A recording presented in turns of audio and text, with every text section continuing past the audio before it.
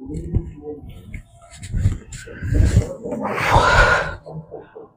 हम भारतीय संविधान के भाग 2 की चर्चा करेंगे। भारतीय संविधान का भाग 2, भारतीय संविधान का भाग 2, भारतीय संविधान का भाग 2 नागरिकता से संबंधित है। नागरिकता, भारतीय संविधान का भाग 2 नागरिकता से संबंधित है। तो हम उसमें विस्तार से जाए उससे पहले कुछ आधारभूत चीजों को समझना आवश्यक है। देखिए, किसी भी देश में, भारत हो या कोई भी देश हो, वहाँ एक समय में, किसी भी समय में, किसी भी देश में, किसी भी समय में दो तरह के लोग रह रहे होते हैं। दो तरह के लोग रह रहे हैं। एक वहाँ के नागरिक, एक ऐसे लोग होते हैं जिनको नागरिक का दर्जा प्राप्त होता है, और दूसरा ऐसे जिनको नागरिक का दर्जा प्राप्त नहीं होता है, जो विदेशी कहलाते हैं, तो किसी भी देश में एक समय में दो तरह के लोग रह रहे होते हैं। एक जिसे उस देश का नागरिक माना जाता है, और दूसरा जिसे उस देश का नागरिक नहीं माना जाता है और जिसे विदेशी कहा जाता है। तो ये कैसे निर्धारित होगा कि किसी देश में एक समय में जो लोग रह रहे हैं उसमें कौन नागरिक है और कौन विदेशी है, कौन नागरिक है, कौन नागरिक नहीं है, इसका निर्धारण कैसे होगा? तो इसी का उल्लेख भारतीय संविधान का भाग 2 करता है।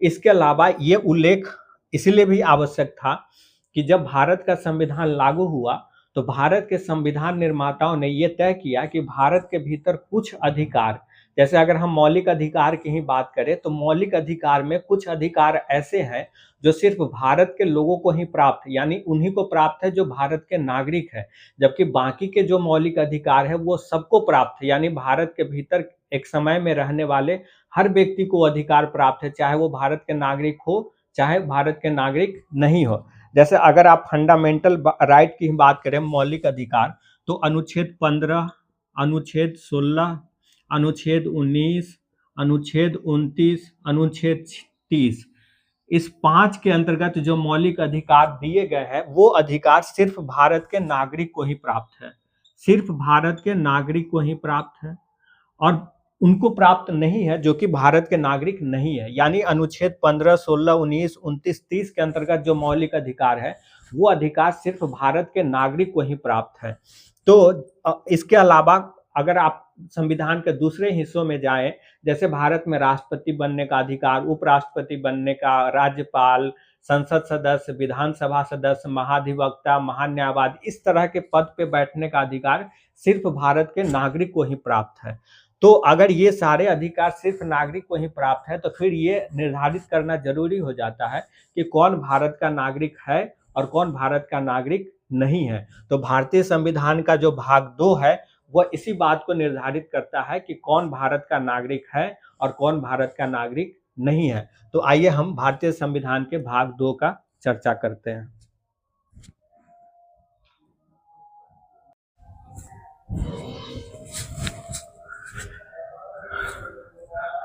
आज हम भारतीय संविधान के भाग 2 की बात करेंगे, और भाग 2 जो है भारतीय संविधान का वो भारत में नागरिकता से संबंधित है, यानी कौन भारत का नागरिक है और कौन भारत का नागरिक नहीं है, और जब भारत का संविधान लागू हुआ तब उस वक्त किन किन लोगों को भारत की नागरिकता दी गई, या भारत की किसी भारतीय नागरिक की नागरिकता किस स्थिति में अपने आप खत्म हो जाएगी, और कौन सी ऐसी स्थिति होगी जब भारत सरकार द्वारा भारत के किसी नागरिक की नागरिकता समाप्त कर दी जाएगी।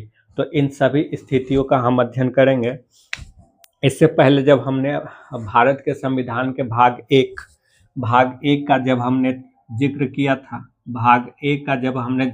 था, तो हमने आपको बताया था कि उसमें भाग 1 का जो संविधान का भाग 1 के अंतर्गत जो अनुच्छेद 1 है उसमें 3 बातों का उल्लेख किया गया है। एक तो देश का नाम बताया गया है कि जिस देश के ऊपर ये संविधान लागू हो रहा है उस देश का नाम क्या है, हिंदी में भारत और अंग्रेजी में इंडिया उसका नाम रखा गया। दूसरा हमने बताया था कि वो बताता है कि भारत की शासन प्रणाली कैसी होगी, तो उसके लिए वो संघात्मक शासन का उल्लेख करता है। तो हाँ, जब संघात्मक शासन किसी देश में होता है तो वहाँ पे केंद्र और राज्य 2 स्तर की सरकार होती है, और दोनों ही स्तर पे नागरिक को 2 तरह की नागरिकता होती है। यानी संघात्मक शासन वाले देश में संघात्मक शासन वाले देश में नागरिकता दो तरह की होती है। नागरिकता दो तरह की होती है। एक तो संघ की नागरिकता होती है, यानी केंद्र सरकार के स्तर की एक नागरिकता होती है, और एक वो व्यक्ति जिस स्टेट का, जिस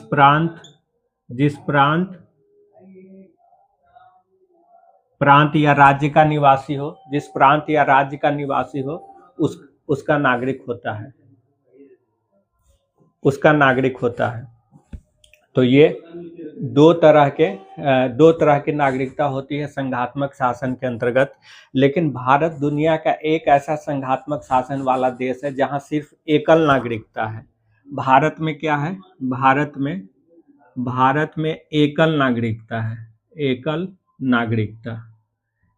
नागरिकता यानी भारत में केंद्र की नागरिकता और राज्यों की नागरिकता अलग अलग नहीं होती है। एक व्यक्ति के पास सिर्फ एक ही नागरिकता होती है, जबकि दुनिया के जो दूसरे संघात्मक शासन वाले देश है वहाँ दो तरह की नागरिकता होती है। एक ही व्यक्ति की दो तरह की नागरिकता होती है, एक केंद्र की नागरिकता होती है और एक राज्य की नागरिकता होती है। लेकिन भारत में ऐसा नहीं है। भारत में किस तरह की नागरिकता है? एकल नागरिकता है। तो ये रहा। अब भारत में के संविधान के अनुच्छेद 5 से लेकर के अनुच्छेद 11 तक में नागरिकता से संबंधित प्रावधानों का उल्लेख किया गया है। तो हम अनुच्छेद 5 से शुरू करते हैं। अनुच्छेद 5 में क्या कहता है? अनुच्छेद 5 कहता है संविधान के प्रारंभ पर नागरिकता। संविधान के प्रारंभ पर नागरिकता। संविधान के प्रारंभ पर नागरिकता। संविधान के प्रारंभ पर नागरिकता की बात करता है। यानी जब संविधान शुरू हो रहा है 26 जनवरी 1950 को, 26 जनवरी 1950 को जब भारत का संविधान लागू हो रहा है, शुरू हो रहा है, तब कौन से लोग भारत के नागरिक होंगे, इसका उल्लेख भारतीय संविधान के अनुच्छेद 5 करता है। तो अनुच्छेद 5 में कहता है कि जो लोग भारत के अधिवासी हैं, यानी जो लोग भारत में अधिवास कर रहे हैं, 26 जनवरी 1950 के दिन जो लोग भारत के अधिवासी हैं, भारत में अधिवास कर रहे हैं, वो लोग भारत के नागरिक होंगे। लेकिन सिर्फ इतना ही पर्याप्त नहीं है कि वो भारत में अधिवास कर रहे हो, इसके साथ ही उनको 3 में से कोई एक शर्त पूरा करना पड़ेगा। यानी जब 26 जनवरी 1950 के दिन संविधान लागू हो रहा है, तब उस दिन जो लोग भारत में अधिवास कर रहे हैं वो सभी लोग भारत के नागरिक होंगे। लेकिन सिर्फ अधिवास करना ही पर्याप्त नहीं है, इसके साथ ही इन 3 में से किसी एक शर्त को उनको और पूरा करना पड़ेगा। या तो उनका जन्म भारत में हुआ हो, अगर वो भी नहीं है कि उनका जन्म भारत में नहीं हुआ हो, किसी दूसरे देश में हुआ हो, तब उनके माता पिता में से किसी का जन्म भारत में हुआ हो, ये शर्त वो पूरा कर रहे हो। और ये दोनों शर्त भी अगर वो ना पूरा कर रहे हो तो वो पिछले 5 वर्षों से लगातार भारत में रह रहे हो। यानी भारत 26 जनवरी 1950 के दिन भारत में अधिवास करने वाले सभी लोगों को भारत के नागरिक माना गया। लेकिन अधिवास करना ही पर्याप्त नहीं था, अधिवास करने के साथ ही इन 3 में से किसी एक शर्त को पूरा करना था। अधिवास कर रहे लोग यदि भारत में उसका जन्म हुआ है तो वो भारत के नागरिक हो गए। यदि वो उनका जन्म भारत में नहीं हुआ है और वो भारत में अधिवास कर रहे हैं और उनके माता पिता में से किसी का जन्म हुआ हो, तब भी वो भारत के नागरिक माने जाएंगे। या दोनों में ये दोनों शर्त वो नहीं पूरा कर रहे हैं, तब ये तीसरा शर्त उनको पूरा करना होगा कि संविधान लागू होने के 5 वर्ष पहले से वो भारत में रह रहे हो। तो ये शर्त जो पूरा कर रहा था 26 जनवरी 1950 के दिन, उसे भारत की नागरिकता दे दी गई। अब हम अनुच्छेद 6 की बात करते हैं। अनुच्छेद 6 क्या कहता है? ये भी अनुच्छेद 6 भी 26 जनवरी 1950 के दिन ही नागरिकता की बात करता है। लेकिन ये किसको नागरिकता देने की बात करता है? ये उन लोगों को 26 जनवरी 1950 के दिन नागरिकता देने की बात करता है जो पाकिस्तान से भारत आए हो। यानी अनुच्छेद 6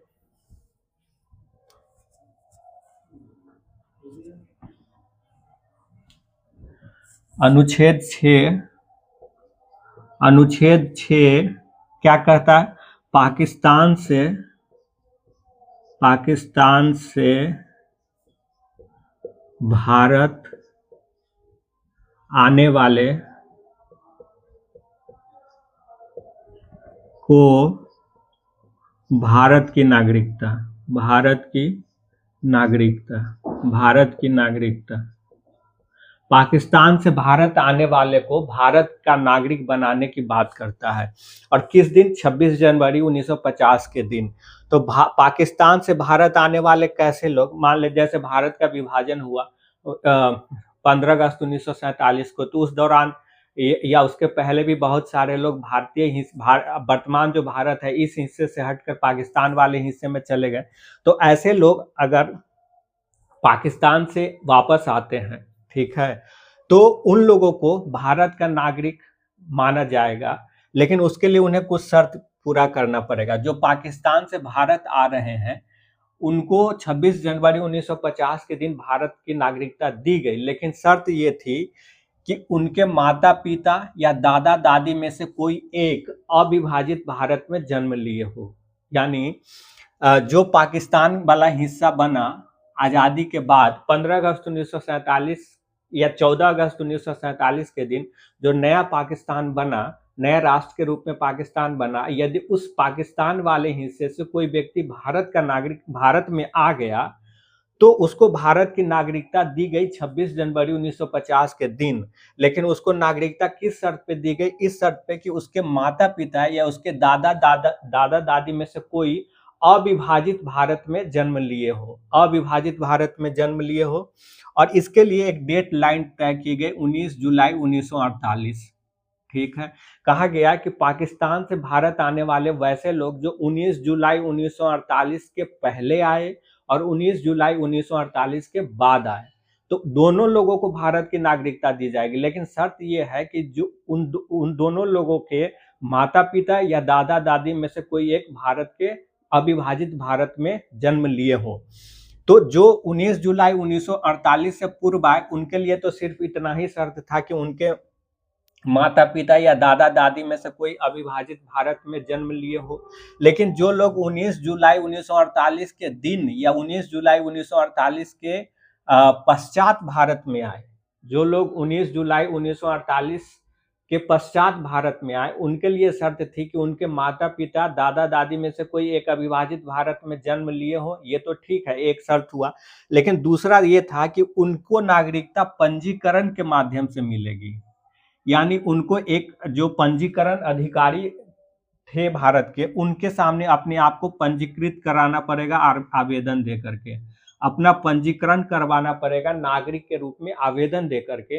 और आवेदन जिस दिन देंगे उसके लिए शर्त ये था कि वो आवेदन देने की तारीख के 6 महीने पहले से भारत में रह रहे हो। 6 माह पहले से भारत में रह रहे हो। यानी 19 जुलाई पाकिस्तान से आने वाले लोगों को 26 जनवरी 1950 को ऐसे लोगों को भी भारत की नागरिकता दी गई जो पाकिस्तान से भारत आए थे।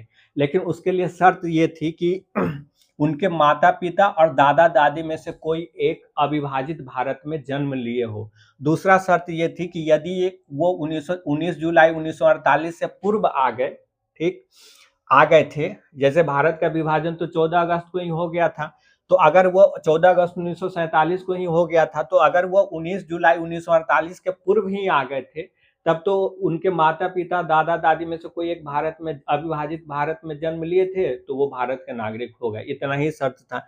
लेकिन जो लोग 19 जुलाई 1948 के बाद आए पाकिस्तान से भारत, उनके लिए शर्त ये थी, दो शर्त थी कि एक तो उनके माता पिता दादा दादी में से कोई एक अविभाजित भारत में जन्म लिए हो, और दूसरा उनको अपने आप को पंजीकरण अधिकारी के समक्ष आवेदन देकर के भारतीय नागरिक के रूप में पंजीकृत कराना पड़ेगा।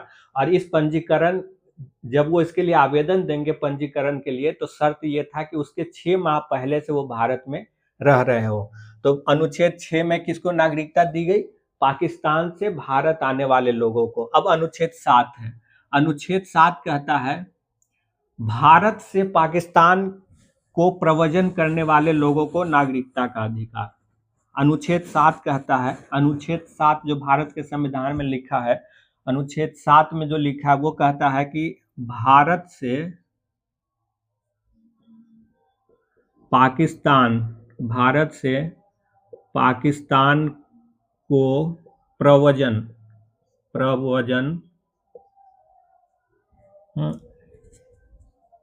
करने वाले लोगों को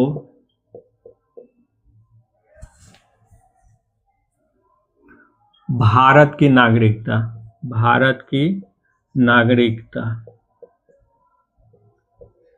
प्रव्रजन या प्रवसन दोनों एक ही चीज हुआ।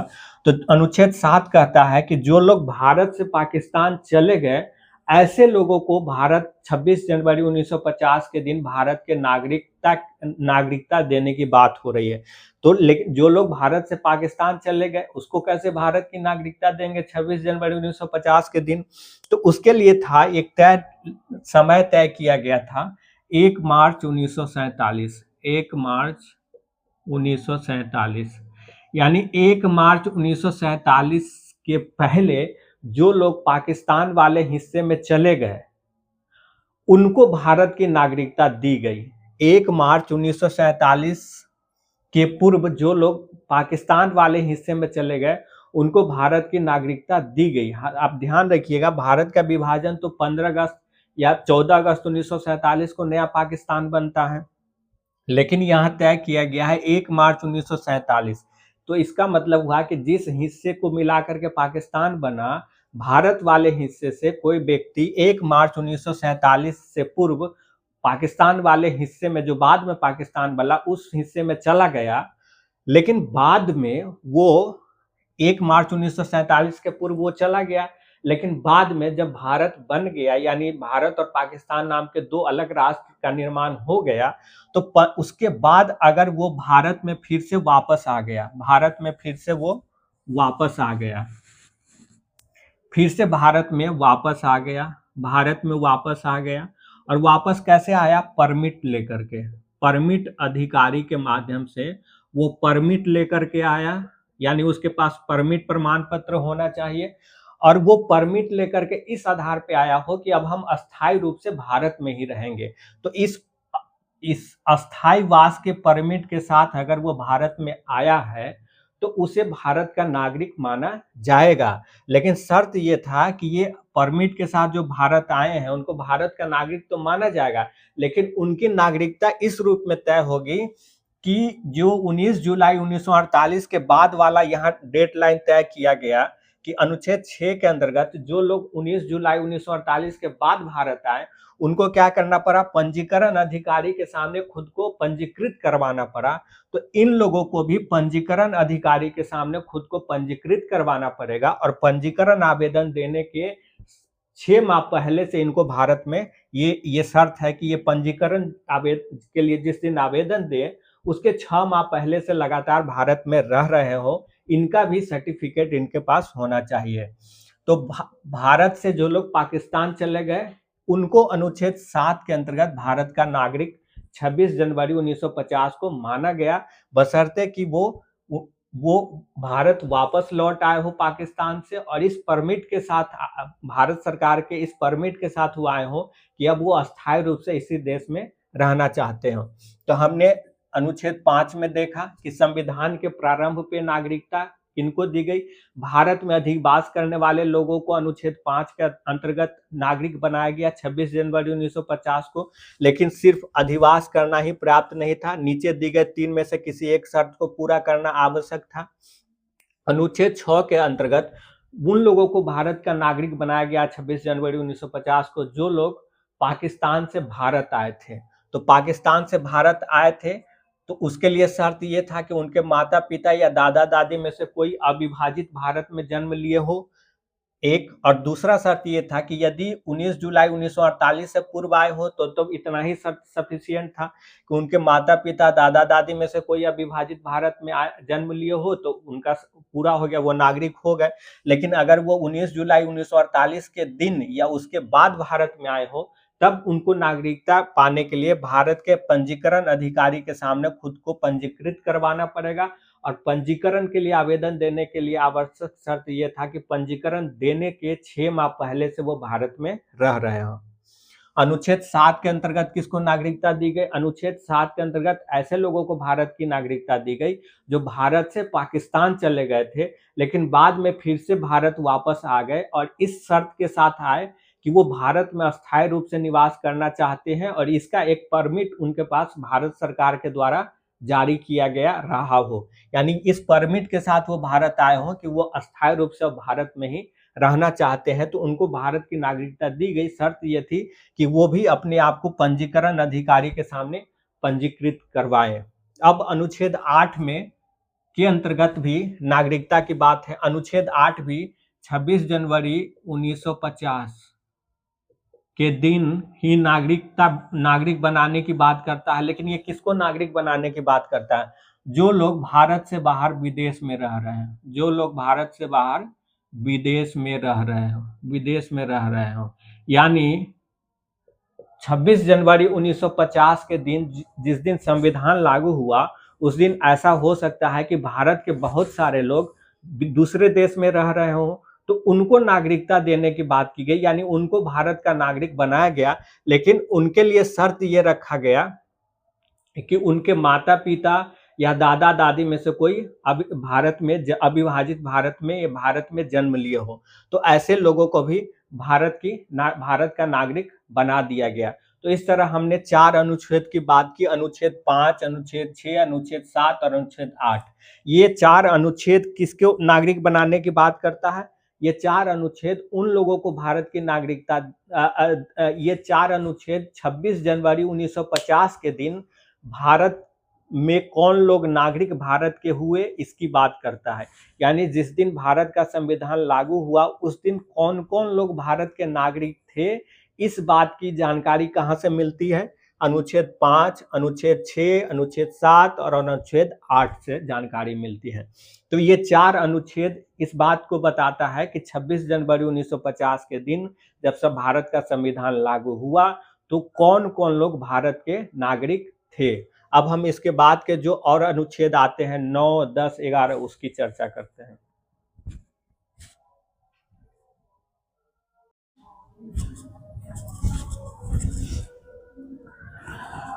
अनुच्छेद 9, अनुच्छेद आर्टिकल 9। आर्टिकल 9 क्या कहता है? आर्टिकल 9 नागरिकता के समाप्त हो जाने की बात करता है।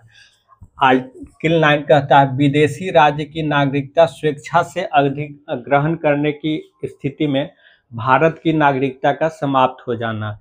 यानी विदेशी राज्य की नागरिकता, यदि भारत का कोई नागरिक किसी दूसरे देश की नागरिकता को स्वेच्छा से ग्रहण कर लेता है, तो ऐसी स्थिति में उसकी नागरिकता समाप्त हो जाएगी। यानी भारतीय संविधान का अनुच्छेद 9 नागरिकता के समाप्त हो जाने का उल्लेख करता है।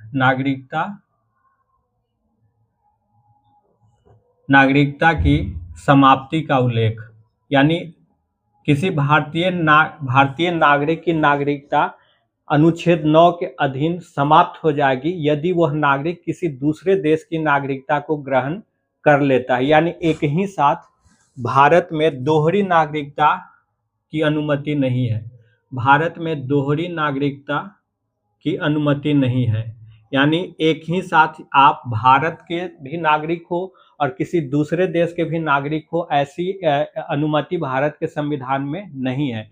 जबकि दुनिया के कुछ ऐसे देश हैं जिसके संविधान में दोहरी नागरिकता है, यानी कि एक नागरिक उस देश के नागरिक के साथ ही किसी दूसरे देश का भी नागरिक बन सकता है। लेकिन भारतीय संविधान का अनुच्छेद 9 इस तरह के दोहरी नागरिकता की इजाजत नहीं देता है, और वो कहता है कि भारत का यदि कोई नागरिक किसी दूसरे देश की नागरिकता ग्रहण कर लेता है स्वेच्छा से, तो वैसी स्थिति में उसकी भारत की नागरिकता स्वतः ही समाप्त हो जाएगी।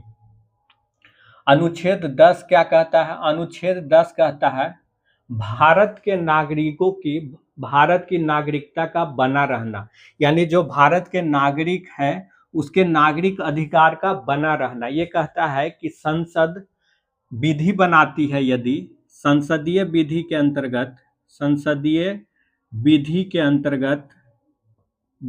अंतर्गत भारत की नागरिकता का बना रहना, भारत की नागरिकता का बना रहना। यानी ये कहता है कि यदि संसद कोई कानून बनाती है नागरिकता से संबंधित, तो जो उस वक्त भारत के जो नागरिक है उनकी नागरिकता बनी रहेगी। यानी जो भारत के नागरिक हैं, संसदीय कानून जब नया बनता है नागरिकता से संबंधित, तो अगर उससे पहले जिसके पास भारत की नागरिकता है वो भारत के नागरिक बने रहेंगे। तो भारतीय नागरिकता के बने रहने का उल्लेख करता है भारतीय संविधान का अनुच्छेद 10। और अनुच्छेद 11 क्या करता है? मान लिए कि अनुच्छेद 5, 6, 7, 8 है, 5, 6, 7, 8 ये 4 अनुच्छेद 26 जनवरी 1950 के दिन तय कर दिया कि कौन लोग उस दिन भारत के नागरिक हैं। लेकिन अब 26 जनवरी 1950 के बाद अगर कोई व्यक्ति भारत का नागरिक बनना चाहता है तो क्या होगा? या अनुच्छेद 9 ये तय कर दिया कि विदेशी राज्य की नागरिकता जो स्वेच्छा से ग्रहण कर लेता है उसकी नागरिकता समाप्त हो जाएगी। लेकिन कोई व्यक्ति अगर गलत तरीके से भारत की नागरिकता अर्जित कर लिया है तो उसकी वैसी स्थिति में क्या होगी उसकी नागरिकता का? यहाँ तो सिर्फ ये कह रहा है कि स्वेच्छा से अगर कोई विदेशी नागरिकता ग्रहण कर लिया है तो उसकी समाप्ति हो जाएगी। लेकिन अगर कोई व्यक्ति गलत तरीके से भारत की नागरिकता ग्रहण कर लिया है या कोई शत्रु देश का नागरिक है और वो भारत की नागरिकता ग्रहण कर लिया है, तब उसकी नागरिकता का क्या होगा? उसकी नागरिकता खत्म होगी या नहीं होगी, और खत्म होगी तो कैसे होगी? तो इन सब बातों को लेकर के अनुच्छेद 11 में संसद को नागरिकता से संबंधित कानून बनाने का अधिकार दिया गया। अनुच्छेद 11 संसद को नागरिकता से संबंधित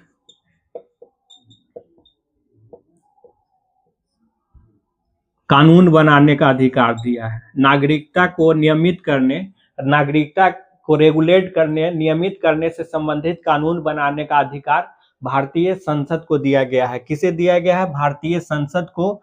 और ये किसके अधीन दिया गया है? अनुच्छेद 21 के अधीन। अनुच्छेद 21 के अधीन भारतीय संसद को। और इसी से यह स्पष्ट है कि भारत का जो विधानमंडल है राज्यों का, वो नागरिकता से संबंधित कोई कानून नहीं बना सकता है। नागरिकता से संबंधित कानून बनाने का सर्वोच्च अधिकार किसके पास है? संसद के पास है। और संसद के नागरिकता से संबंधित कानून बनाने के अधिकार को चैलेंज भी नहीं किया जा सकता। उसके पास नागरिकता से संबंधित कानून बनाने का सर्वोच्च अधिकार है।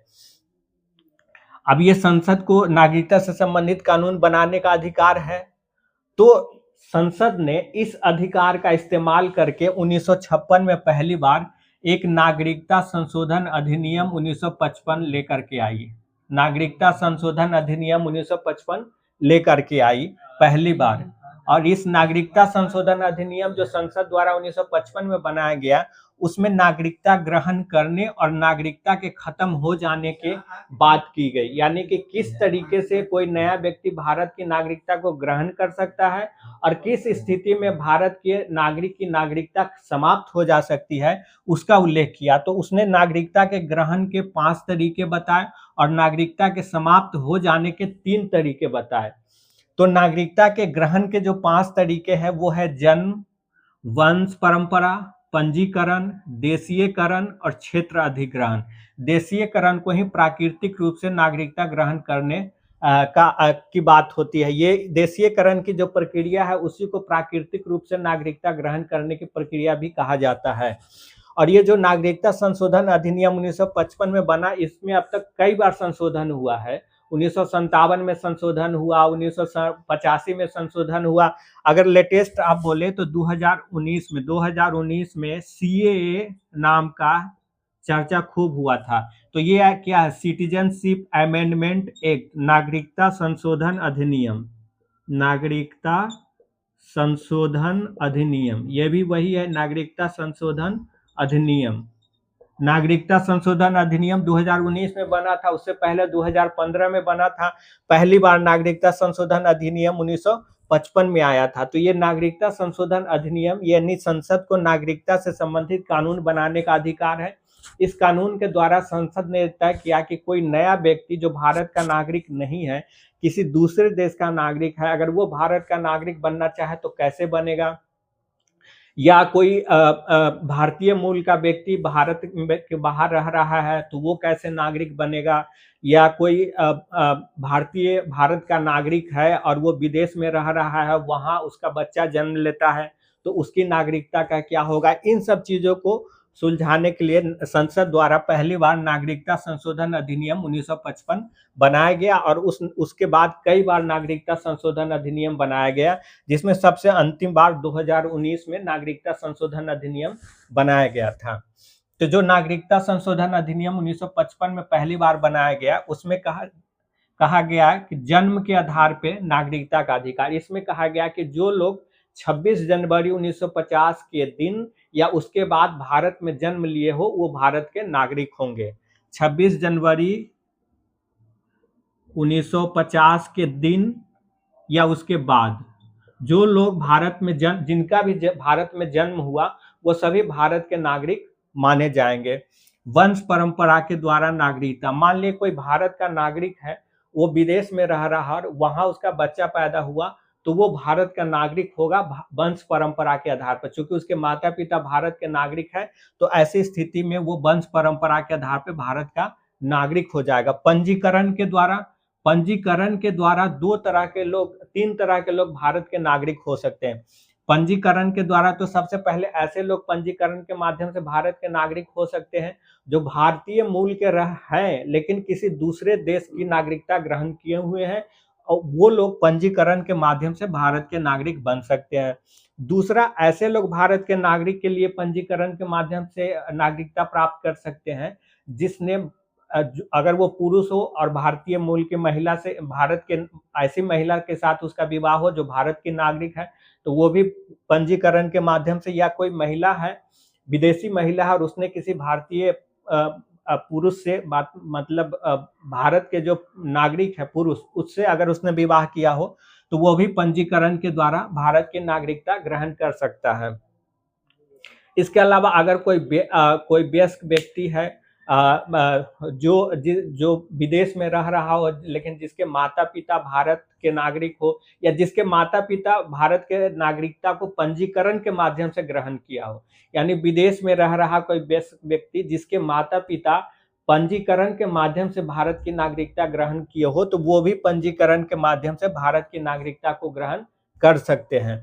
इसके अलावा देशीकरण या प्राकृतिक रूप से, तो प्राकृतिक रूप से ऐसे लोगों को भारत की नागरिकता दी जाएगी, ऐसे देश के नागरिक जिस देश की नागरिक बनने के लिए भारतीयों पे बाधा नहीं है, यानी जिस देश में भारत के लोगों को नागरिक बनने पर प्रतिबंध नहीं लगाया गया है, ऐसे देश के नागरिक प्राकृतिक रूप से भारत की नागरिकता ग्रहण कर सकते हैं। और इनको भी पंजीकरण ही करवाना पड़ेगा, पंजीकरण दे करके। इसके अलावा अगर कोई व्यक्ति विदेशी नागरिक अगर भारत सरकार की सेवा में काम कर रहा हो, तो वह भी भारत की नागरिकता ग्रहण कर सकता है।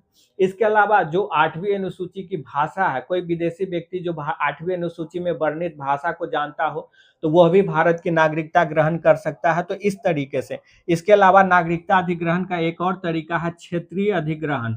मान लिए कि भारत की सरकार किसी ऐसे क्षेत्र को अधिग्रहित करती है या भारत में मिलाती है जो पहले भारत का हिस्सा नहीं था, तो उस क्षेत्र में रहने वाले जो भी लोग होंगे वह स्वतः ही भारत के नागरिक हो जाएंगे। तो वो किस अधीन में होंगे? यही नागरिकता संशोधन अधिनियम के अंतर्गत होंगे। तो अनुच्छेद 11 के अंतर्गत संसद को नागरिकता से संबंधित कानून बनाने का अधिकार है, और इसके लिए पहली बार 1955 में कानून बना था। उसमें नागरिकता ग्रहण करने के तरीके का उल्लेख किया गया है और नागरिकता खोने के तरीके का उल्लेख किया गया है। अब नागरिकता खोने का तरीका क्या है? नागरिकता खोने का है कि अगर आपने स्वेच्छा से किसी देश की नागरिकता ग्रहण कर ली है, तो आपकी नागरिकता खत्म हो जाएगी। ठीक है। दूसरा ये है कि अगर आप किसी ऐसे देश के नागरिक हैं जिसको भारत अपना शत्रु देश घोषित किए हुआ है, और अगर आपने भारत की नागरिकता ग्रहण कर ली है, तो भी आपकी नागरिकता खत्म हो जाएगी। तीसरा, अगर आपने गलत तरीके से भारत की नागरिकता अधिग्रहण कर ली है, तब भी आपकी भारत की नागरिकता समाप्त हो जाएगी। तो इस स्थिति में भारत की नागरिकता समाप्त हो जाएगी, और ये जो नागरिकता संशोधन अधिनियम है उस आधार पे कई अधिनियम बाद में भी बने, जैसे लास्ट में 2019 में बना सीए कानून, जिसको सिटीजनशिप अमेंडमेंट एक्ट के नाम से हम जानते हैं। तो इस तरह हमने भारतीय संविधान के भाग 2 का उल्लेख किया, जो नागरिकता से संबंधित है, जहां अनुच्छेद 5, 6, 7, 8 आपको 26 जनवरी 1950 के दिन कौन लोग भारत के नागरिक बने उसकी बात करता है, और उसके बाद कौन लोग भारत के नागरिक बने 26 जनवरी 1950 के बाद जो लोग भारत के नागरिक बने, या जो लोग भारत के नागरिक बनेंगे या भारत के नागरिक बनना चाहते हैं, उसके लिए अनुच्छेद 11 में उसका वर्णन किया गया है।